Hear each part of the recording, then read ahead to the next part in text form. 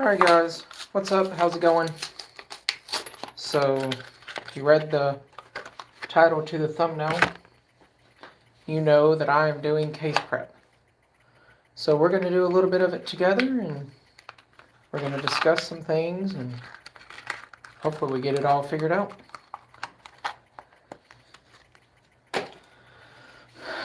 So,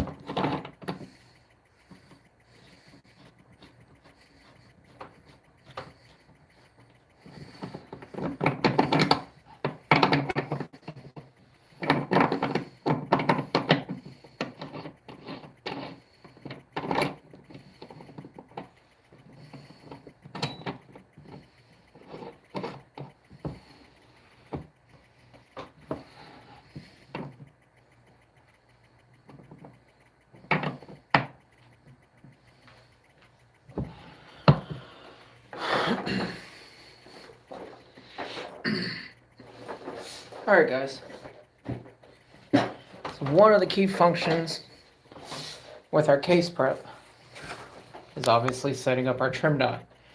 Now I just have a little single stage here that this is all I use for case prep. Is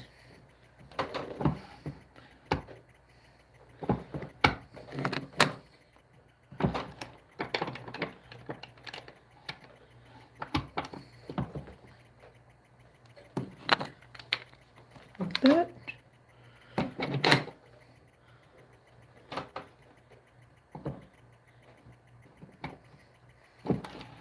Well, seem to be having some technical difficulties here.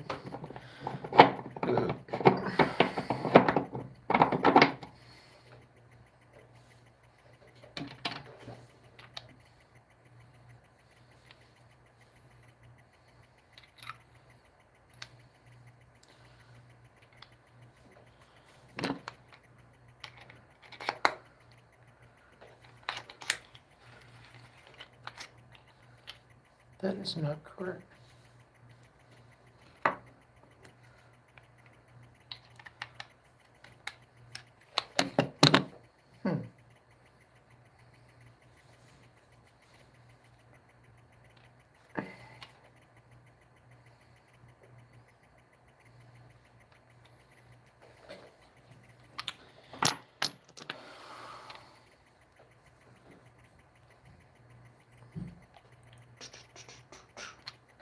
Well, this is a little bit frustrating.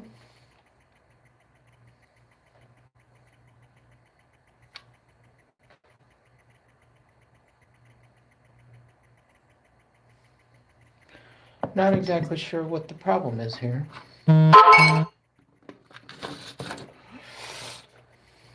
That's a 223 quick trim die. This is my 6.5 Creed.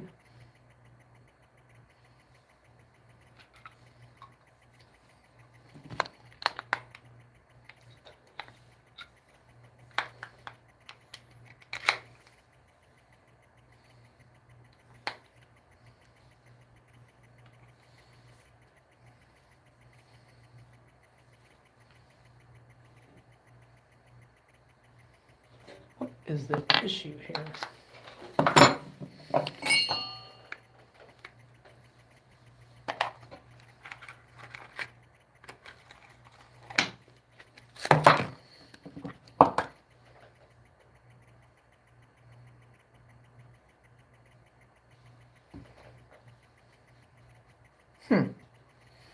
This is quite interesting.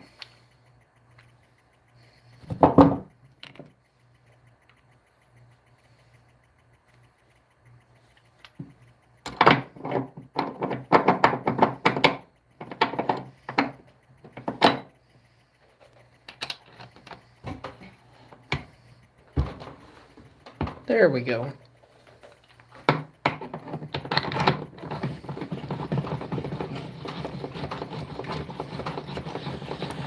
And we're just going to trim our brass, like how we normally would.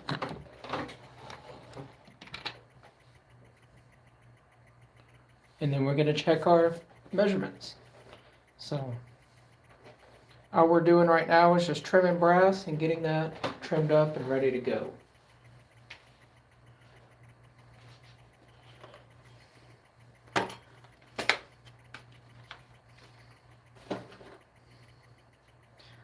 I know that 6.5 Creed brass trimmed needs to be 1.70.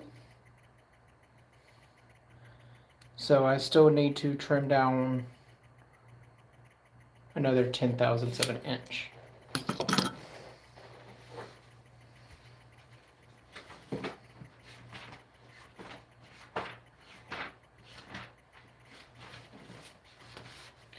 So we always get our reloading manuals. We're going to double check this real quick. Make sure that I'm not doing anything. I always bounce back and forth between my reloading manuals and not. And what I'm doing, 6.5 Creed. So my trim length needs to be 1.910. So I believe I am at, zero this out.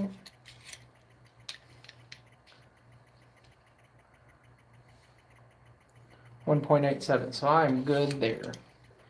They're actually trimmed a little bit too short, but I'd rather be a little bit too short than I would be too long. And I can always adjust that here on my micrometer.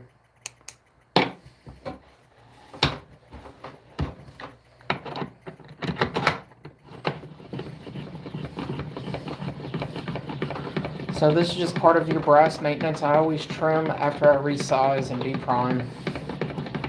Trim after that, and then from there I go into my tumbler, and then from my tumbler I go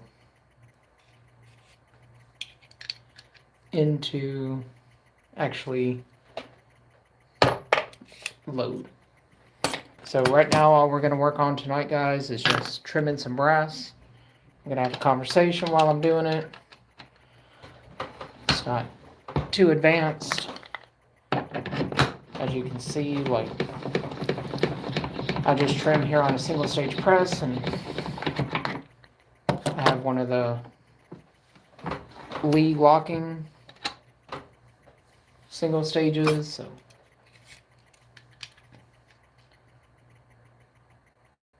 and now I'm where I want to be. I've confirmed it 3 separate times. So now we just trim away.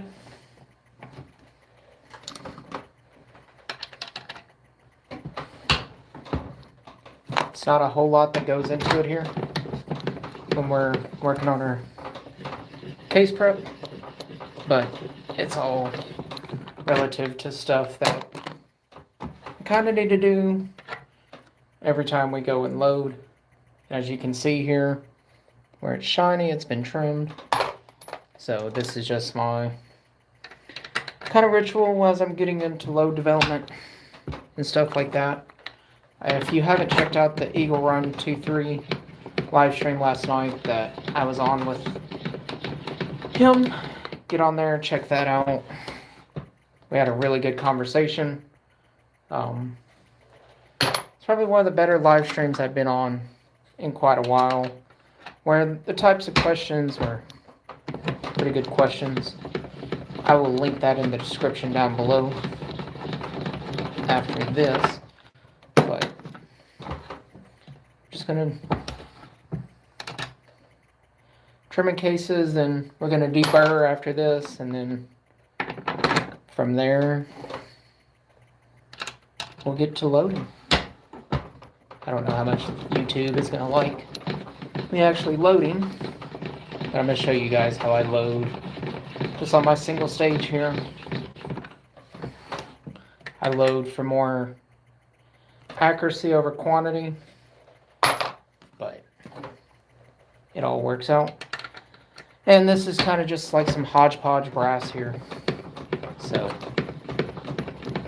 it's not specific brass. It's just kind of some random brass I have laying around, and it's only been loaded once. So,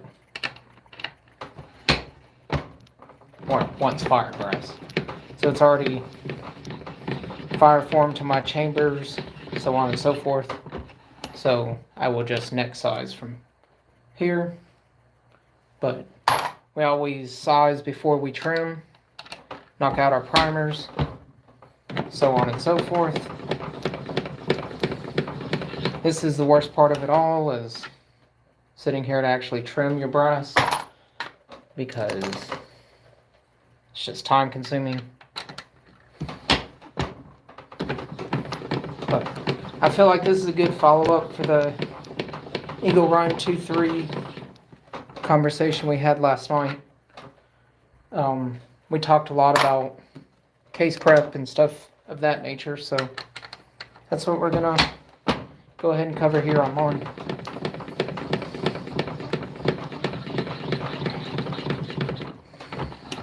So it's all relative to what we're all doing. It's about precision work and so on and so forth, and you don't get much more precise than consistency of your cases.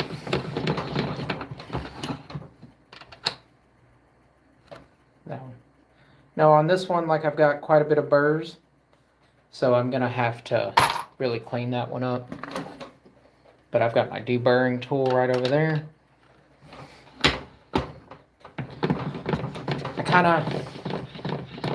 I reload just for the relaxation side of it. It's not a necessity for me, but it is something that I enjoy to do. So that's why I reload. Whoops. Well, I'm dropping you guys, I'm dropping brass, I'm dropping everything. Come on. Sorry about that.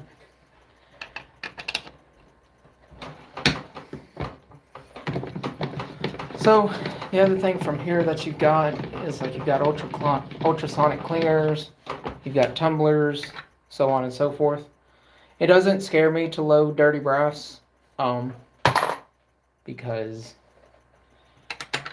if I'm running the same brass in the same rifle in which I already have, I don't necessarily clean every single time, but I will make sure my centricity is good and my trim length is good. So, like I said before, we always resize and deprime before we ever go into starting to reseat our new primers, so on and so forth. We always trim and deprime, or we deprime, resize, then we go on to our trim. Our trim is going to be our hardest part.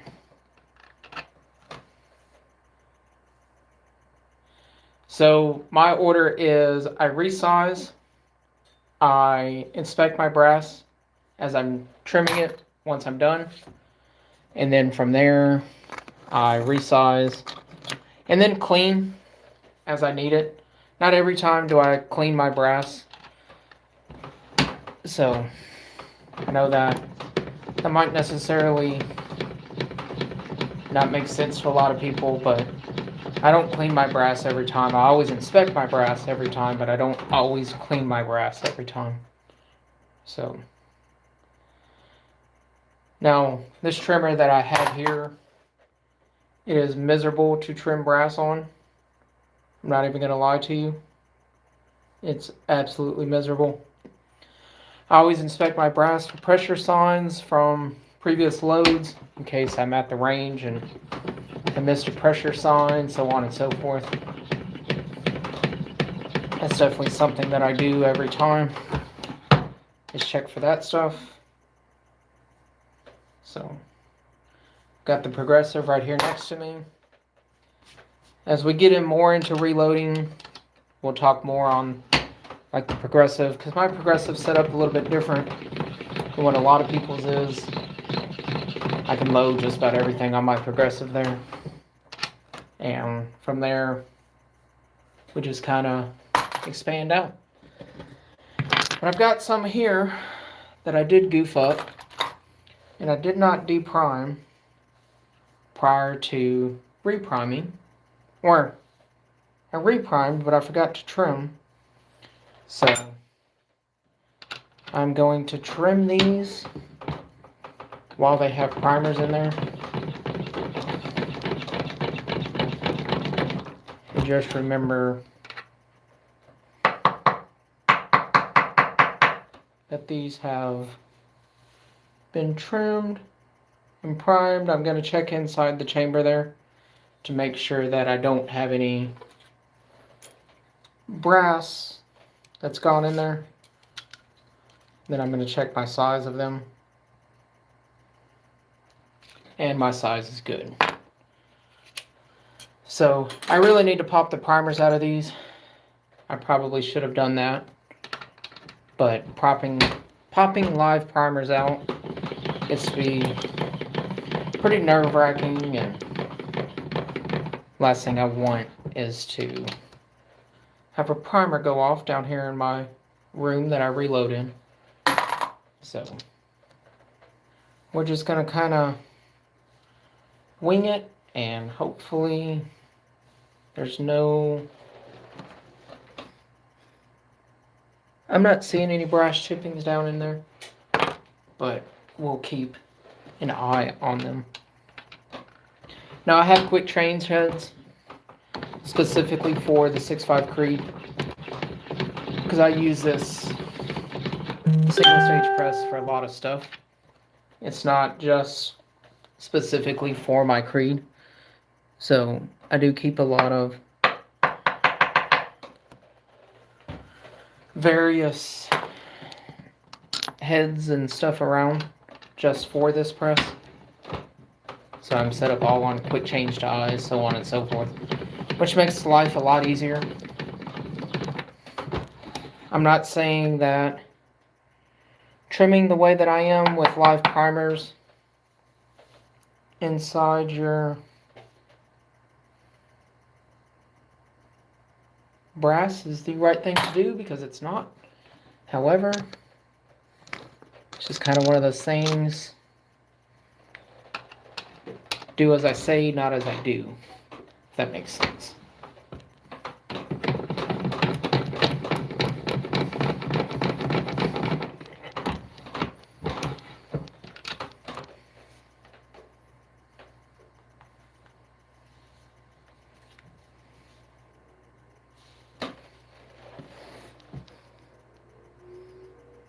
But from what I am telling, there's no brass flakes really getting inside the primers here. Like I said, I probably really truly do need to pop these primers out.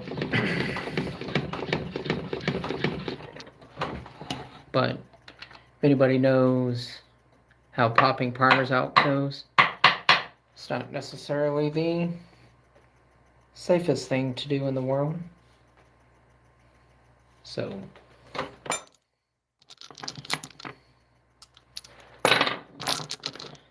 let's see if I've got any more over here that's been deprimed.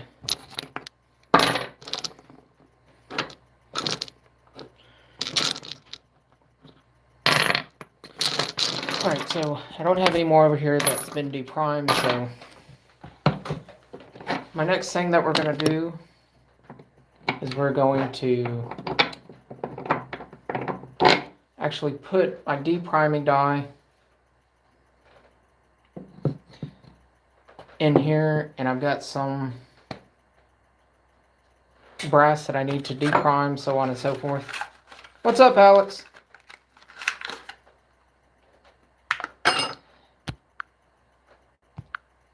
And MC, you are 100% correct.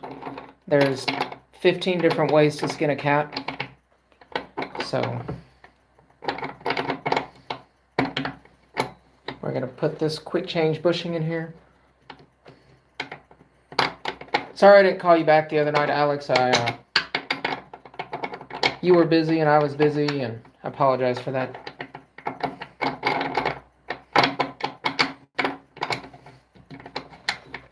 So we've got that locked in. I'm going to get our deprimer right up out of here.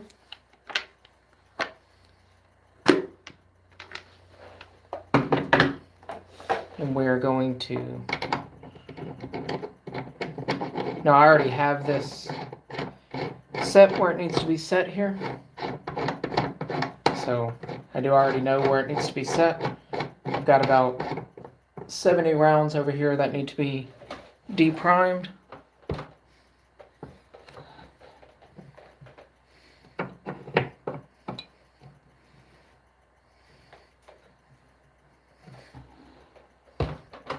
Always check your dies every time when you're resetting them. Here's my seating die. So we're going to pop some rounds out of here.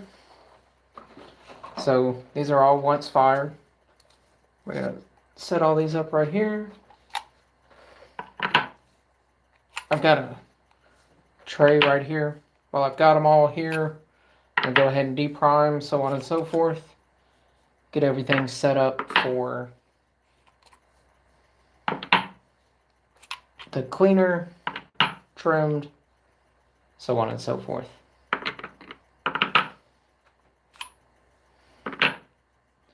But while I'm pulling brass out,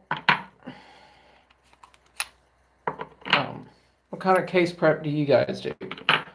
For those of you that reload, I know Alex, you reload. We've kind of talked about things I do versus things you do. How did they shoot? I've noticed that, and even PA covered this the other day. On the 223, it's not as sensitive to bullet weight variance, like how the 308 is, or the 6.5 Creed, so on and so forth. So I've got my one-shot lube right here.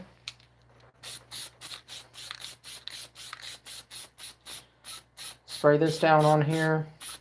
Last thing you want to do is have dry case in your die, then you get a stuck case up in your die. This stuff stinks really bad, so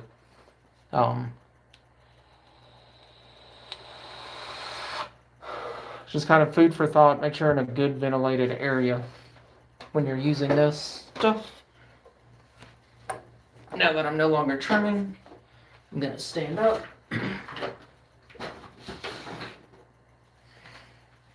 So, I'm gonna take a round in here.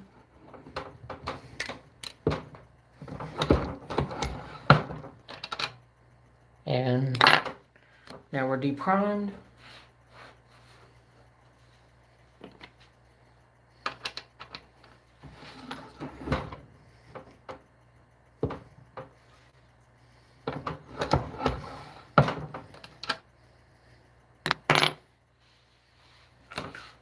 What is going on right now?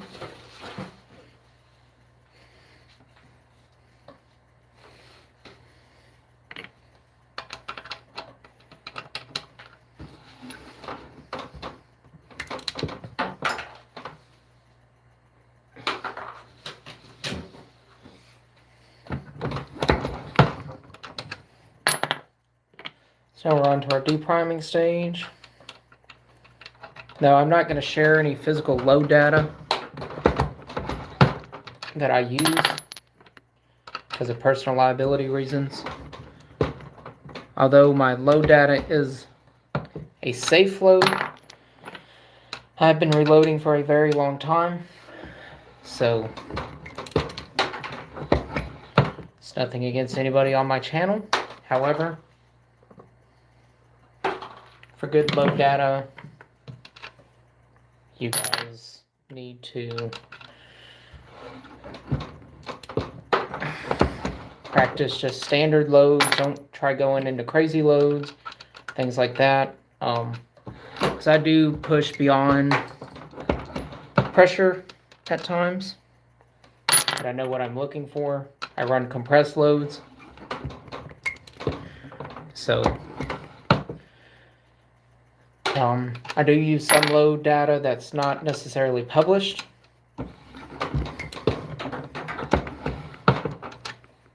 So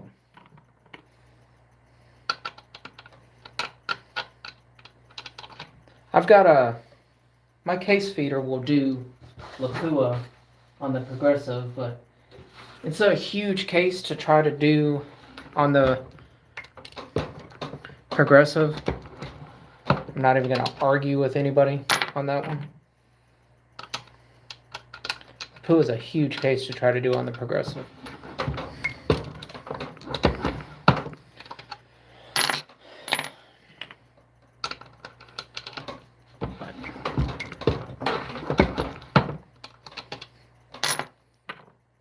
As much as I love running my progressive for 308s and stuff like that, my Creedmoor, I'm looking for a little more pinpoint accuracy than I am with the 308.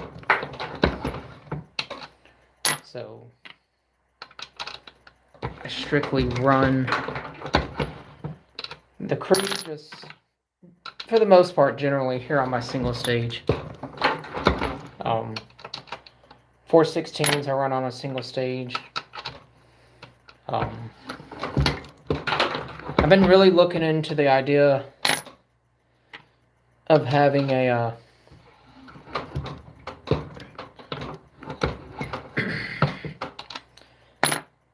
just a strictly dedicated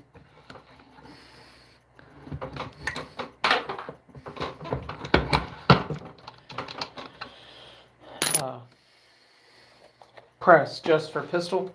I've been really looking into that here lately. I've got a bunch of stuff that I'm working on right now, so that's going to be a little while till I have just a second press strictly set up just for pistol. But we've got one box emptied out, deprimed, so now we're going to run on to the second one. Yes, I'm using mixed match brass, but the brass that I just deprimed right there is on its second firing. This one's on its second firing. I've got one more box on its second firing. So I will label all this as second fired brass. Second reloaded, second fired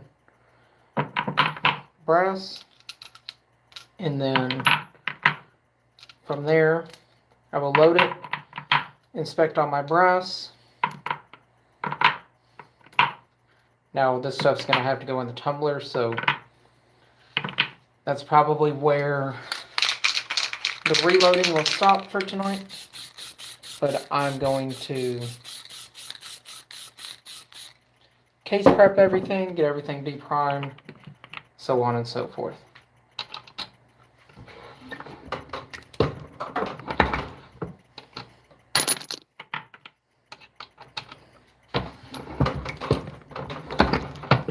I like breaking down in sets of 20.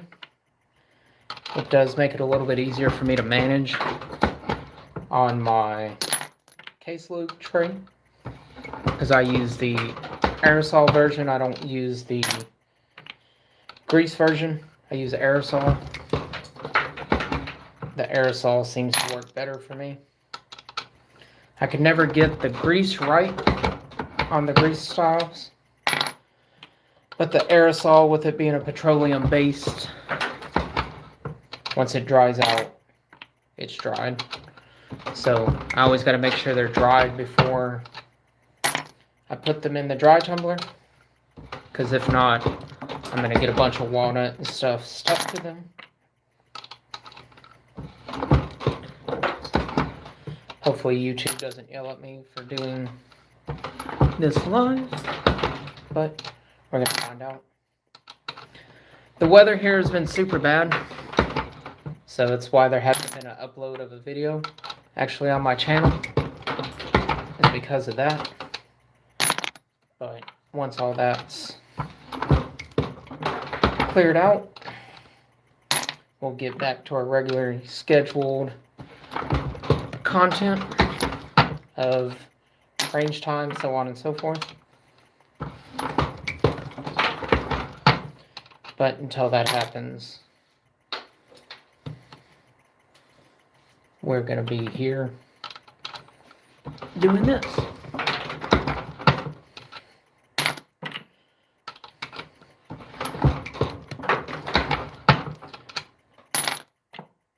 But so now we've got one more box to resize and deprime, and then we're going to get to trimming. Just empty brass again. Hopefully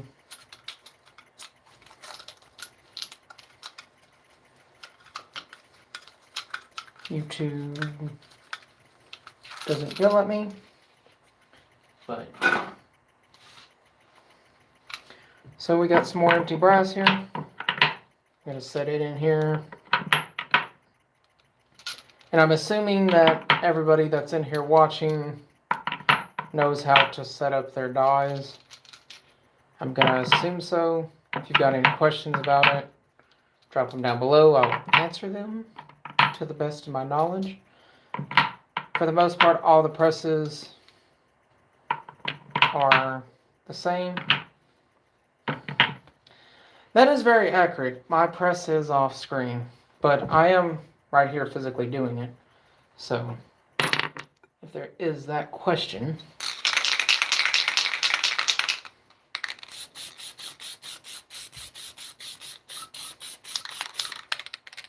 we're just pushing out freedom buttons and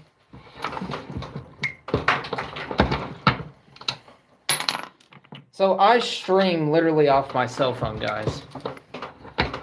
I don't have a computer or anything like that, so all my editing is strictly done off my cell phone. All my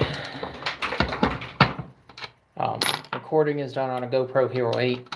All my live streams are done off my cell phone also. So there's that attribute that I'm kind of restricted there.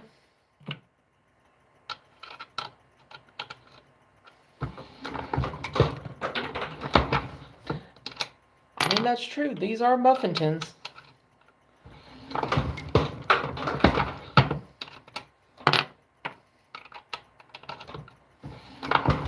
Just different kind of muffins. But I actually have primers that are coming apart as I'm depriming them, which is a little nerve-wracking.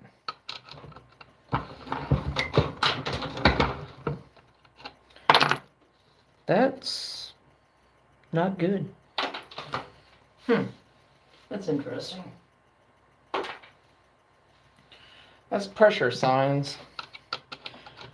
So I had these loaded quite hot at the last range session. So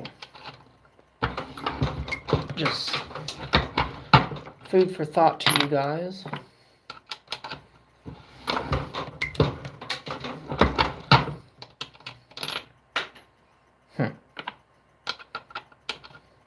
Those of you that are reloaders, do your primers come out in one piece or do they come out in 2 or 3 pieces? Because mine are coming out in 2 or 3 pieces right now, and that's a little interesting.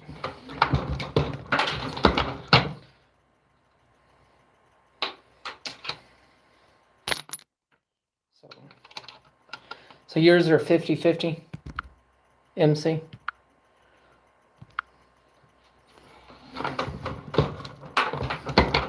Yeah, I keep getting this little part. I just dropped it somewhere. I keep getting that little part popping out on mine. But where we're going to have to stop is once I put them in the tumbler, it's going to be really loud. So those of you that reload, you understand how loud the tumbler is.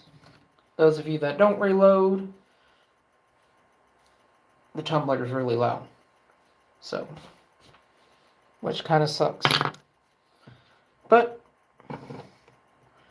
I love this press I have for doing this stuff. It's just a cheap Lee press that I use here. Just single stage Lee press. When I'm just loading practice ammo, I just load it here on the Lee. Because even though, yeah, I'm loading for pinpoint accuracy, I would rather not wear out my Hornady press as fast as what I normally do already. So that's true. The Progressive does have quite a bit less slop. I get more concentric loads, if you will, out of the single stage than what I do on the Progressive. I will 100% not argue that. And I like how Lee sent me this press, I guess it was about a year ago now. And I have just not used it until here recently. I wore out my old single stage finally. And so I was like, you know what? I'm just going to put it on here and roll with it. It's been a great little press for what it is. I mean, I don't have any complaints with it. Wouldn't matter if I did, nobody would listen. But yeah, I've loved this little thing.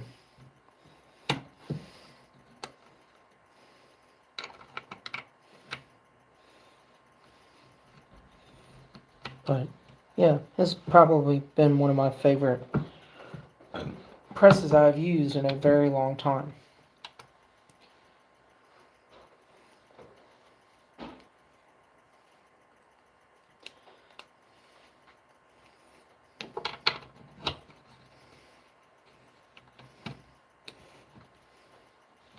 So, alright, let's do some case trim. We just resized, so on and so forth. Now we're gonna case trim. Like I said, this brass is now twice fired.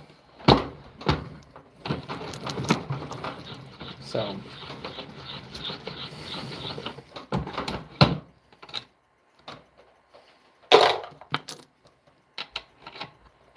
we got that.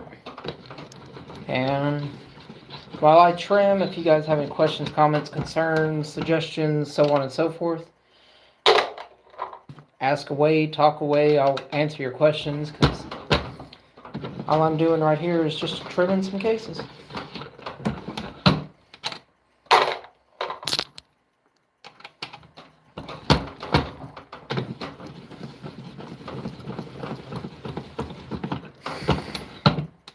This is probably the least enjoyable part of reloading for me, is having to do case prep and cleaning and deburring, so on and so forth. It's hands down my least enjoyable thing to do.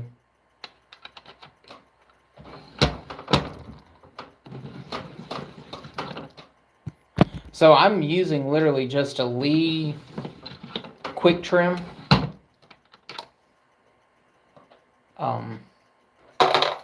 That's what I'm using, is just a Lee quick trim. It works great. So like I've got trim dies for 223, 556, 308, 65 Creed, 224 Valkyrie, Lapua, so on and so forth. And this quick trim here, I use the same cutter for all of them, and I can adjust it by the micrometer. Literally just sits down here on top, and just let it rip. Couple turns, trims off what I need it to, and it's good to go from there.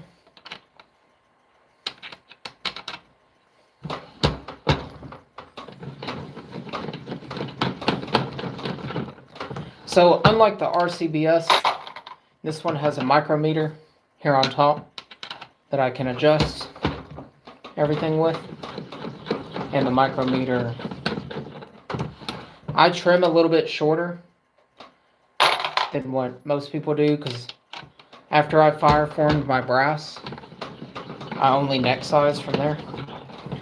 The first time I get new brass and I load it, I full neck size it, and then from there I just neck size.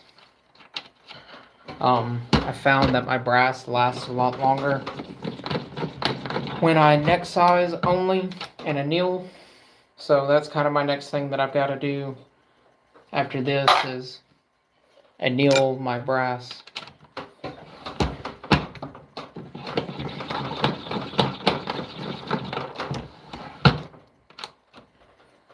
Well, after this firing, I will have to anneal my brass. Let me rephrase that. I'll anneal my brass again, reload.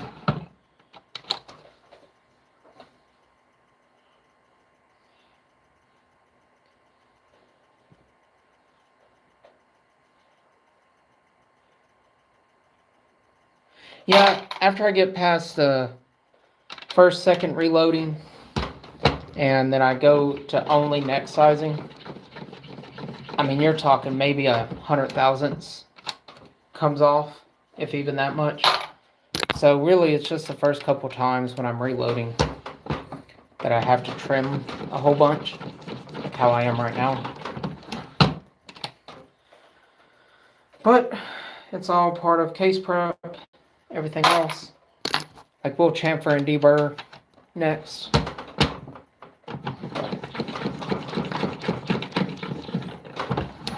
I've got a really good friend. He's just now getting into reloading.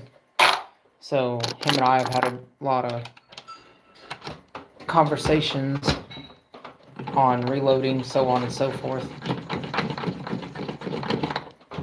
But other than that, I don't believe he's reloaded at all yet.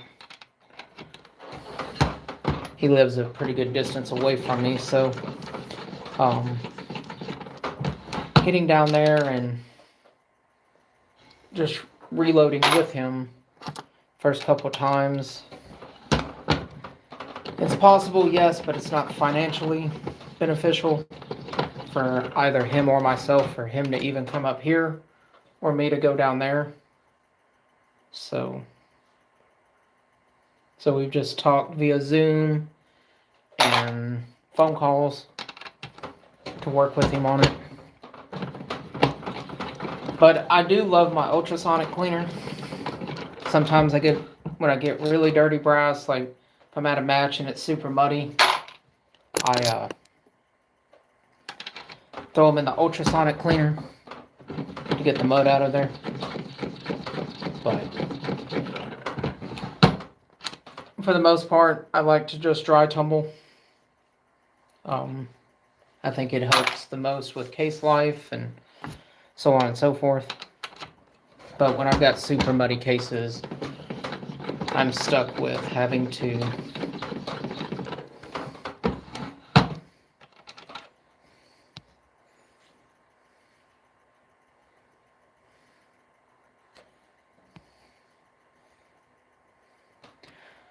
see, I don't understand that. Like people that buy absorbent absorbent amount of primers that have no knowledge of reloading but keep saying they want to get in reloading but have 20,000 primers at their house.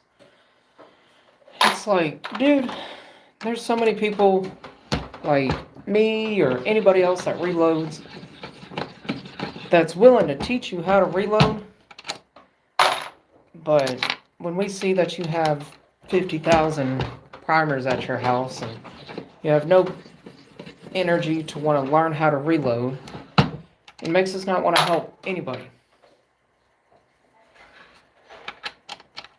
I don't see how the first third does if he builds prototype stuff for General Motors.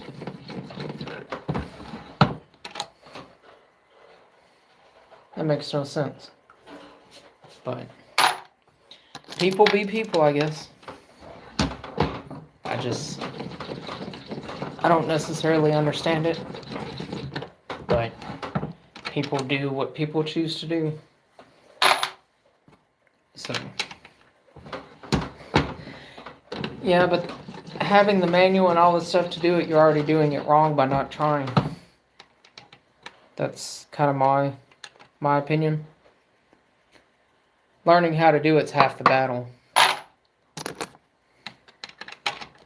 And it's not exactly rocket science.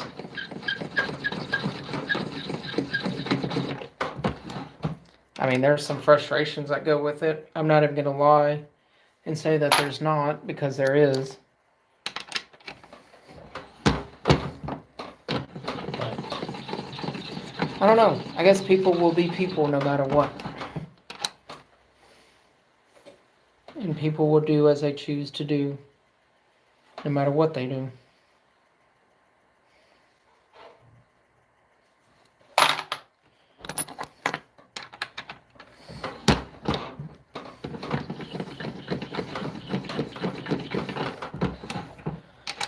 This trimmer does wear out your forearm. I'm not gonna lie.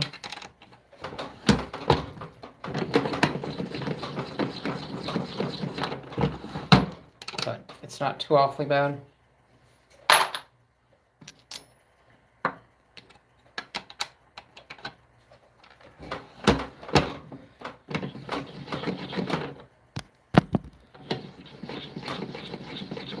I mean, it's just like anything else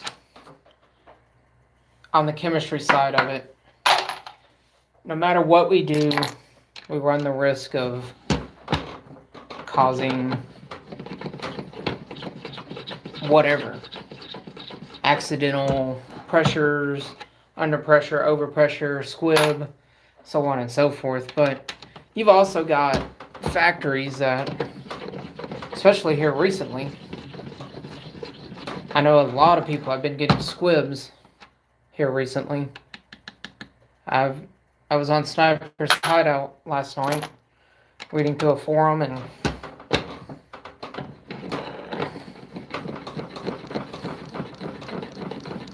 yeah, when I'm doing my final assembly of components, as much as I love you guys, it's just going to be me while I'm measuring powders, so on and so forth.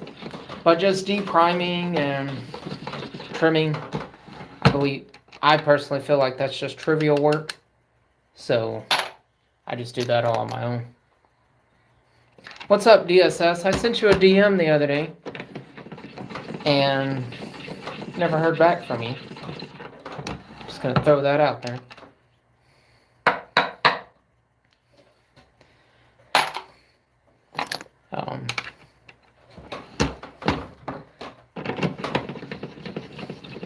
Oh, gotcha.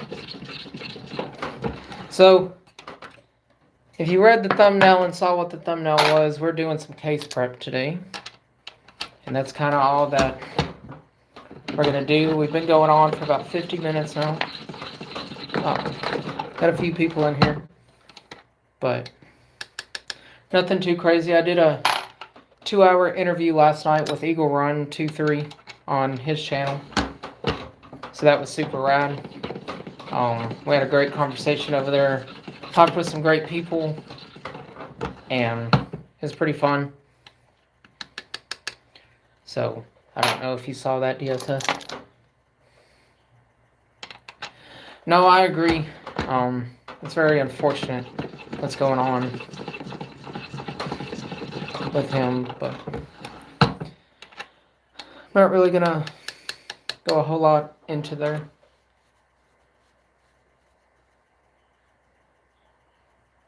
So we didn't go live till 9:30 last night, Alex. But when I was on his page, it's up there on his page. So for those of you that are interested in it, go to Eagle Run 23 on YouTube. If one of my guys in here can drop the link to Eagle Run's page, that'd be greatly appreciated. And I'll pin it real quick.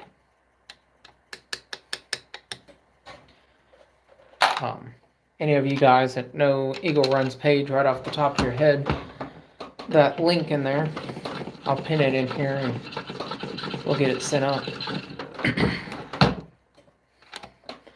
But it was a great conversation we had last night. Lots of good information. We talked a lot about from reloading aspect to just what it takes to be at the level that I'm at with long range shooting, so on and so forth.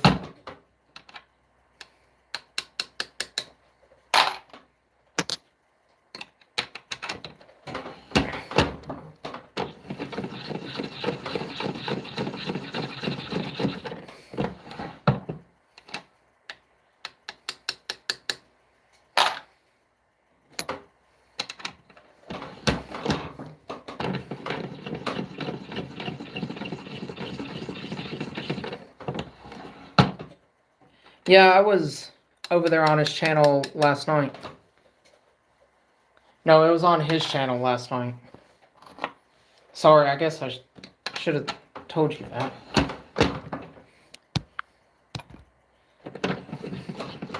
But here soon, Eagle Run and I have talked about doing another one where I host and he shares it over on his page. Try to bring some foot traffic to my side of the table, I guess is the best way to put it. But we'll get there. Just gonna take time. I would like to have a group of everybody where we just kind of all talk, have a good time, keep it non-political, so on and so forth, and everybody just hang out and talk. One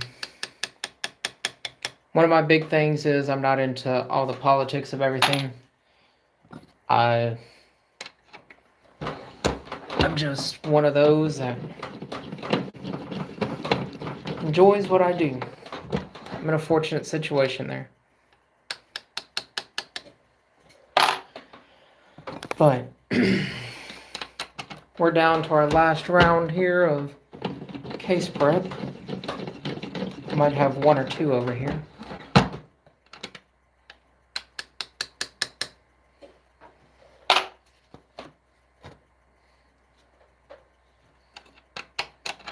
But we have resized, cut, and trimmed.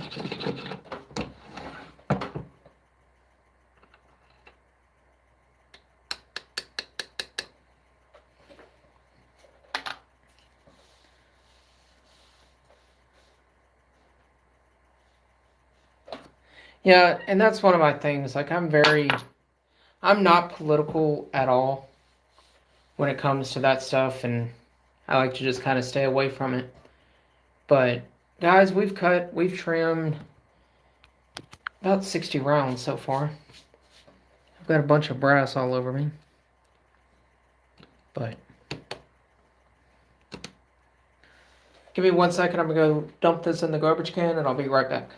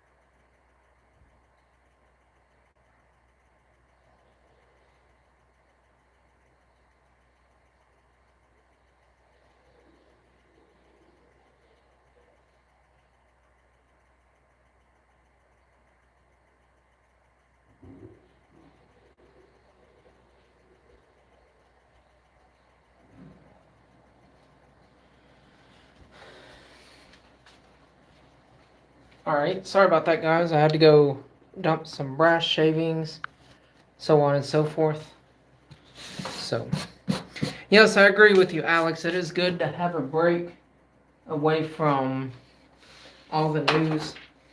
And I hope I'm able to do that for people, because it's just one of those things, like, I don't like all the politics of all the bullshit, so on and so forth. Oh. It's just one of my things. I'm just not into it. So, there's that.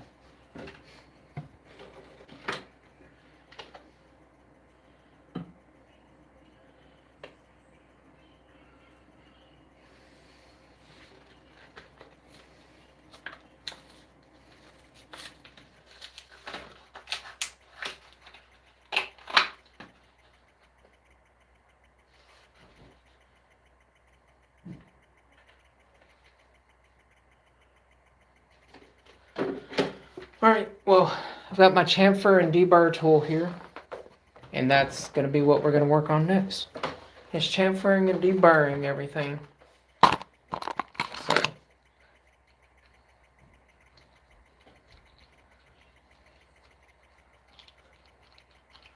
case prep's a dirty mess, and somebody's got to do it, I reckon.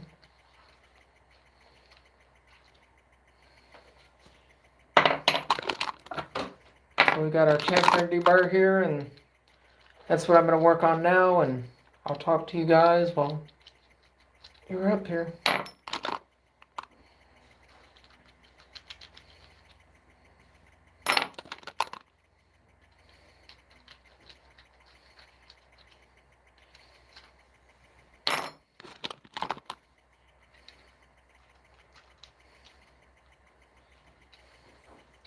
So I've actually shot some of the SIG polycase stuff. I've been pretty impressed with it. Now I've just shot it, just messing around with it at just somebody's had some at a match or whatever, and we just shot it like during warm-up thing. It's nice. I like it. I don't know if it's really reloadable or not from that standpoint, but the concept is great. See, I don't know if it's reloadable or not. I really don't. I'm gonna say probably not, because it's polymer, but I've been wrong before on a lot of things. So, I don't know. It might possibly be reloadable.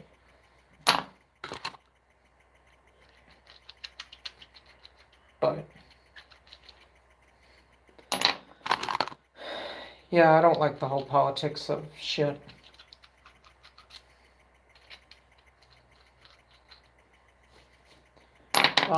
But the stuff that I messed with, it was nice. It looks like it's a very mild load, though.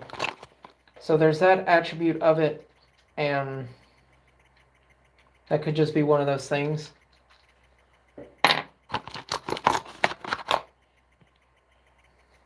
I mean, it's possible. Like I said, I'm not exactly sure.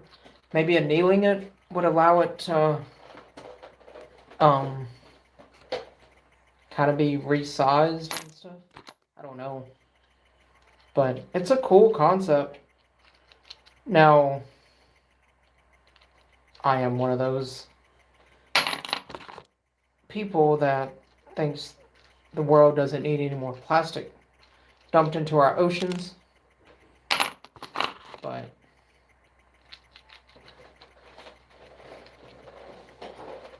But I can't control what a company does, stuff like that. So that's kind of bum.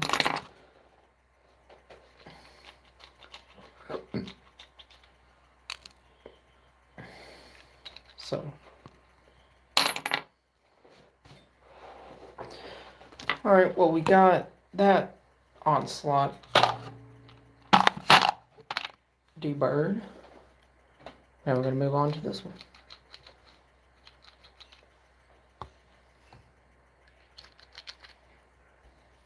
So, for those of you that aren't reloaders, when you're trimming your cases, you kind of get little burrs on the inside of your mouth here. And so you got to trim all that away. Those of you that are reloaders, you know how time consuming it is.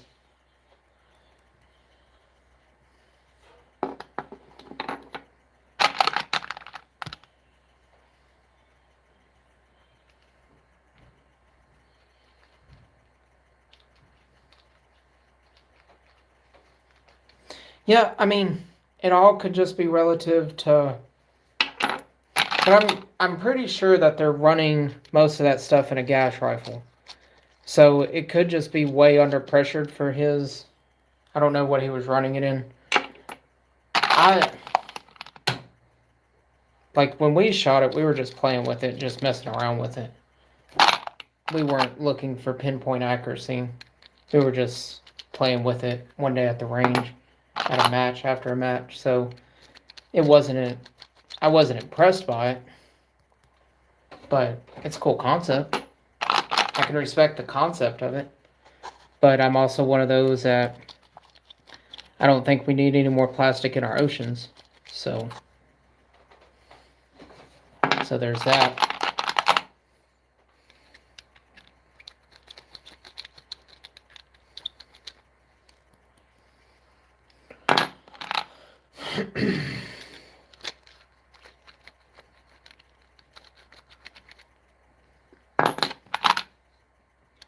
So it is what it is there.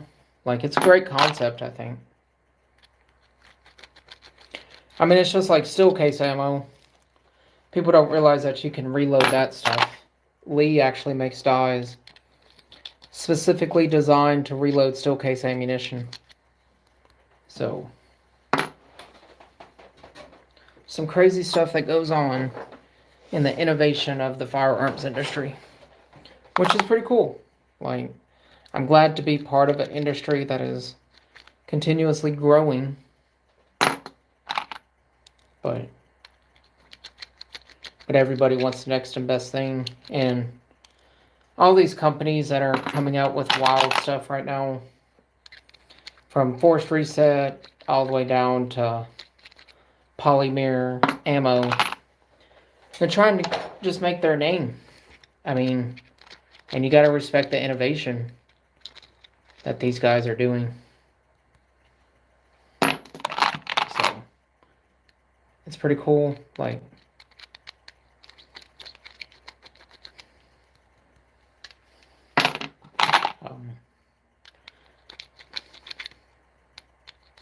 so after we chamfer and deburr all this stuff,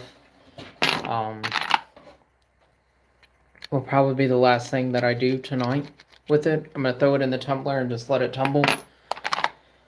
But I've got a lot to get done before work in the morning. So probably take us another 10-15 minutes to get this chamfered and deburred. So I appreciate everybody that stopped by. I hope it kind of sheds some light on this process. For those of you that don't reload or want to get into reloading, I've been doing this for a lot of years. So I know my way around a press.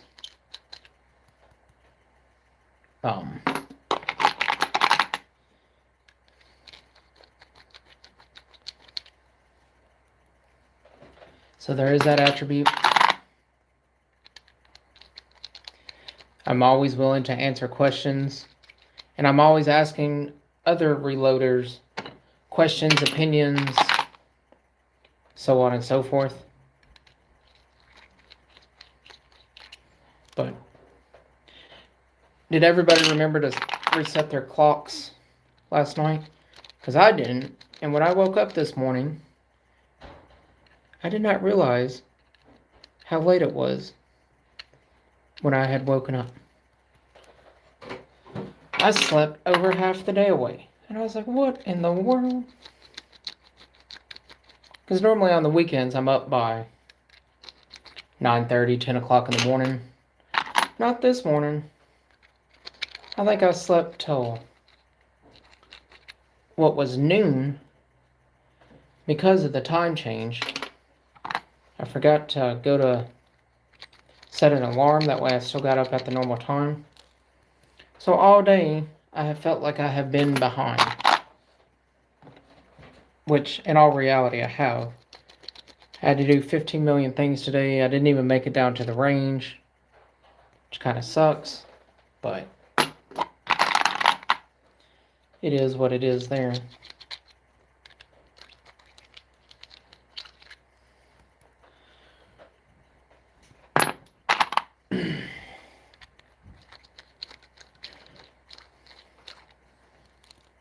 First person to be able to answer me for what is the shoulder bump on the 6.5 Creed. First person to answer me without having to go to Google wins. Which I won't know if you went to Google or not.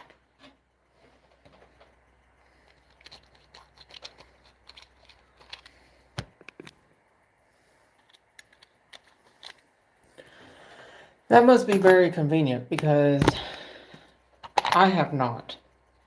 And time change really messes me up.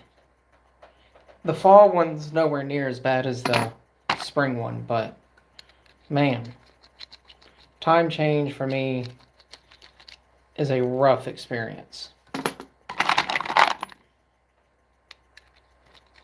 Whether it's fall or spring. They're both equally as rough for me, but the spring hands down is the roughest.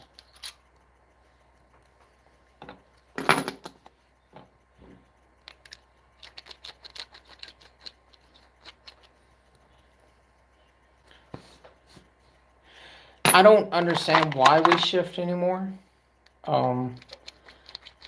I've never understood why we shift for daylight savings time, honestly. Because it's never made sense to me.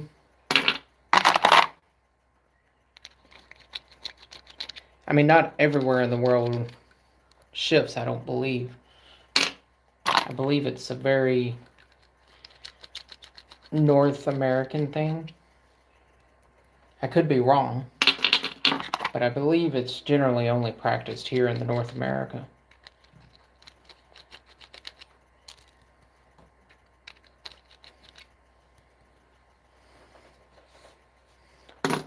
Well, that's true, MC, but I mean, it was more than one cow and a candle that burnt down a village. It just wasn't the one village that got burned down, in my opinion.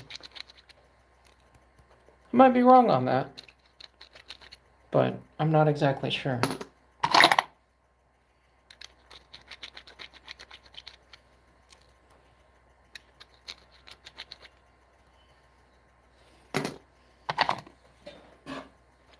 Yeah, you're not wrong there. There's always something. We have to be the change. As a generation, whatever that change may be, as a community, as an individual, we always have to be that change. A lot of people don't like change, but I think change is a great thing. Because without change, we get complacency. So, that's just my opinion. I think too much change at one time is bad, but not all change is bad. Changing these gas prices would be great. We ain't gonna go into that. That shit's rough right now.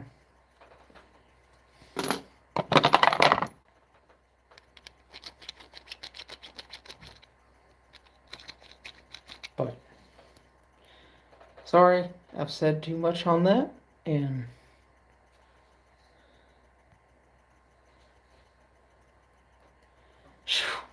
that's crazy. It's 409 here, up to 435 here.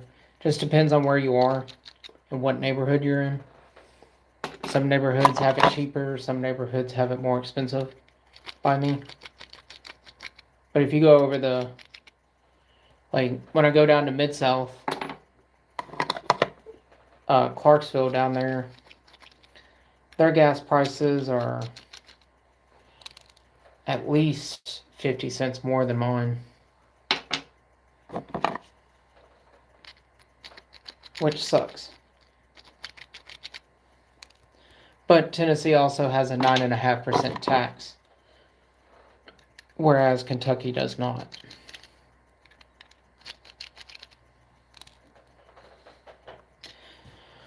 Alright guys, well, we've got our deburring, our case trim, our primers punched out tonight.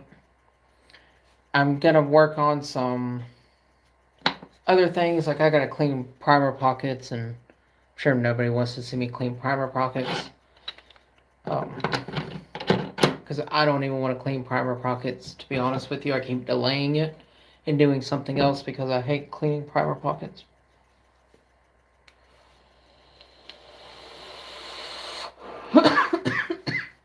But the next segment that we do here, we're going to go into load development and what I do when I'm starting to develop a load.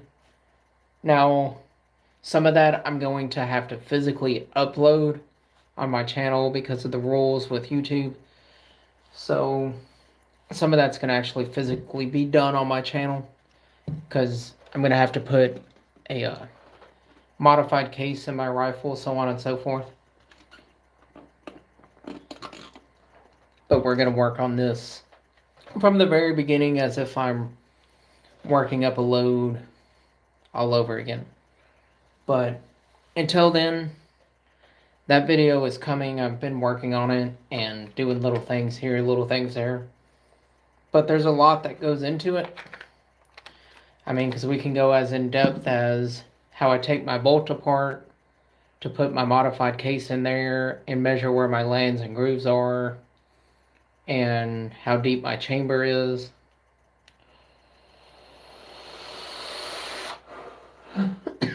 As we spoke about on the Eagle Run show last night, it's a rabbit hole that we all go into there, and a lot can happen there, if you know what I mean. So, there's a lot of variables that go in to all that. But it'll be alright.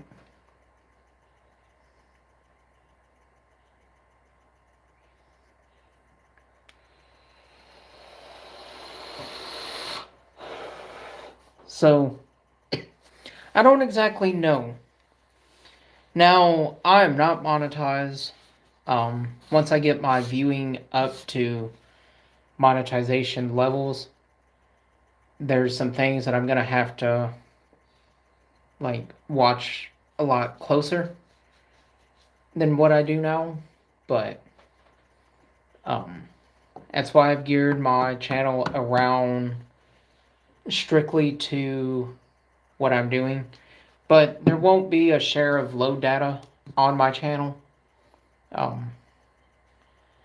It's just going to be like how I do it. And then from there, people are going to have to figure out their load data based on the information that they're given.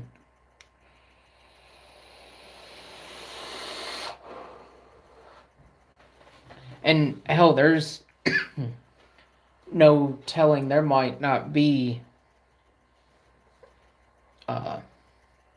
anybody that's interested in this stuff, and those videos might do awful. But then on the other tongue, those videos could do great.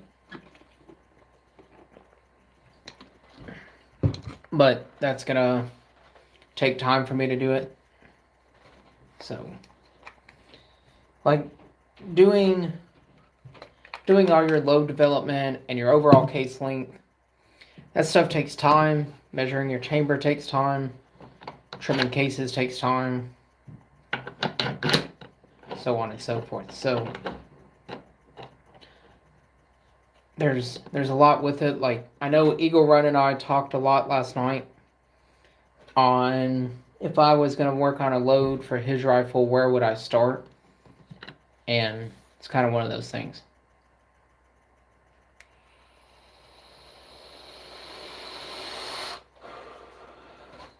But a lot of the rules that YouTube just did, they've had out for over a year. They just were never enforced.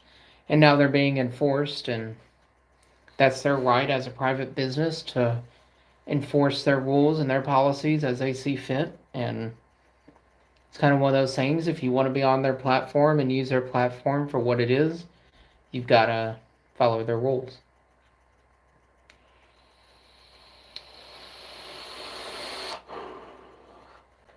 It's no different than, I guess, anything else. Like, we all have policies at work, we all have policies that we have to follow, and those apply while we're at work and stuff like that.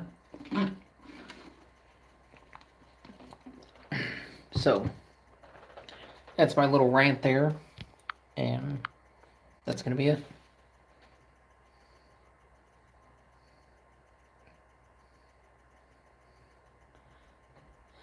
Dude, as long as you're growing, that's all that matters. I think the product frustration grows a channel faster, in my opinion.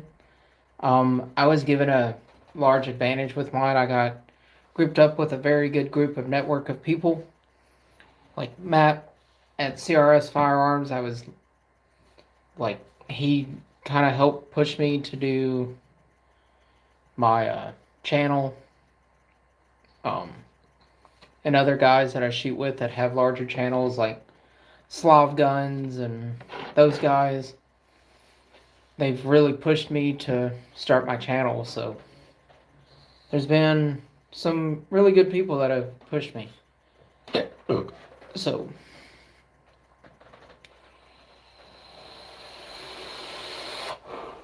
but I'm gonna be doing some of the some reviews on the hold-up display stuff.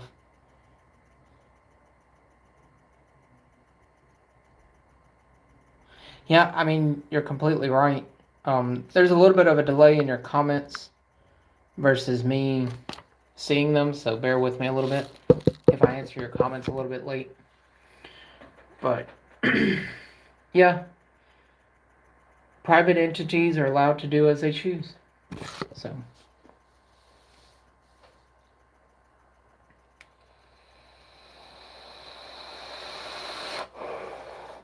Well, hell yeah. I do appreciate that, man.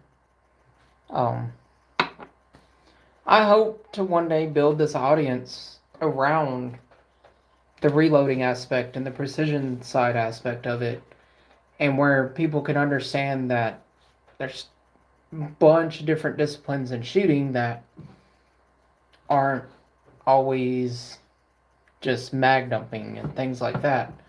Like, there's a lot of science behind it with just case prep alone. Now, that's just more trivial science there, but it's still science nonetheless.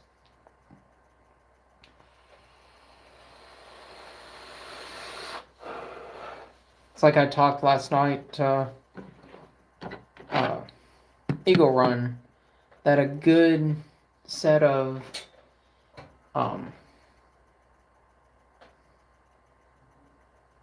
dude, that's awesome. The Fish and Wildlife here started doing reloading classes, and I offered to volunteer with them because the amount of time that I have doing it, but they seemed like they weren't interested in it. And then also with like the youth hunt, I offered my local Fish and Wildlife guy access to any of my hunting rifles, because they go out with kids that have like medical ailments, so One kid might be deaf, one kid might have like multiple sclerosis or something like that.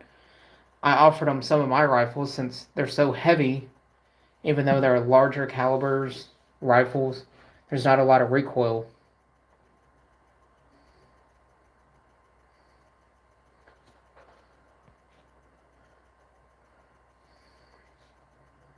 Nice.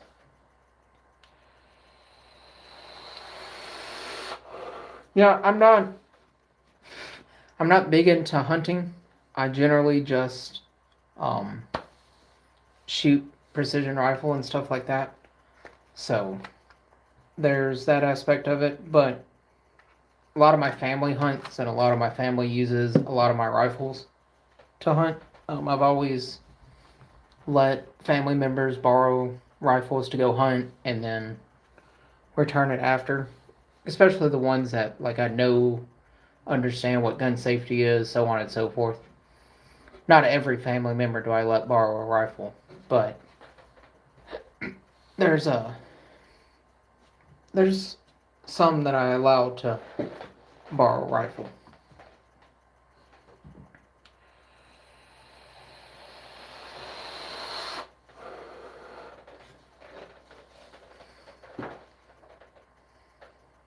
That's true. Poking hole. Well, like we generally shoot steel plates, so. But a lot of the ranges that I shoot at, the steel plates that we shoot at the matches, generally stay there year round. So there's not a whole lot with it. There's always exceptions to the rules where some come out and they take them to the next match, but for the most part, all of our steel plates pretty well stay there. Especially like K&M and Collis and Alabama Precision. Those matches are done on private property on private ranges, so those steel plates just stay up there.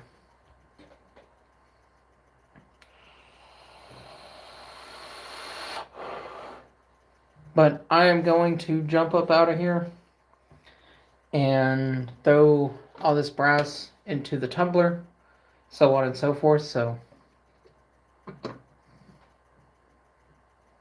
nice. Even 400 yards, that's good practice. But guys, I'm going to jump up out of here and head on to throw these things in the tumbler, get them all cleaned up. The next live stream we do, I will have a video uploaded on how I find my end of my chamber, so on and so forth. And then from there, the next live stream, I'll actually be loading, talking to you guys about how I load, so on and so forth. Today, all we did was case prep. So the next one next week, we will physically be loading. So guys, until next time, don't forget to like and subscribe. I'll see you guys then.